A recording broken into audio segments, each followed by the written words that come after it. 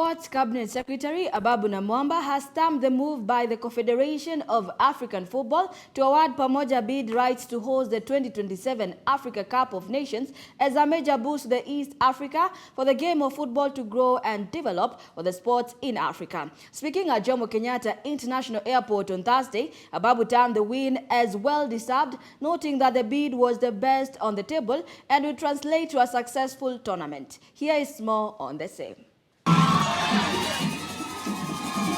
Sports Cabinet Secretary Ababu Namwamba and the Football Kenya Federation President Nick Mwendwa arrived in Kenya early today from Egypt, where Kenya, Uganda and Tanzania were awarded joint hosting rights for the 2027 Africa Cup of Nations. Remember that this was a secret ballot vote and we were competing against very tough opponents.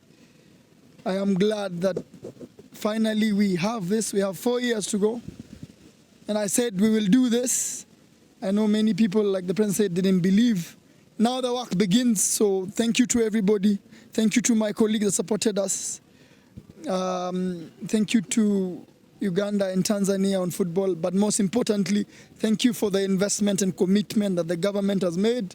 Let's go do the job. The duo represented Kenya at the Confederation of African Football Executive Meeting at the headquarters in Cairo, Egypt. Addressing the press at Jomo Kenyatta International Airport, Ababu said the three countries will embark on a massive infrastructural development to enable the hosting of the tournament. We want to use this opportunity to upgrade our sporting infrastructure so that our sporting infrastructure is on the same keel, the same level as the rest of Africa, as the rest of the world. According to the Confederation of African Football, match venues of the hosting country or joint hosts should be near an airport, a level 5 hospital, a 5-star hotel. The host should have 6 stadiums to cater to the 24 teams that take part in the tournament.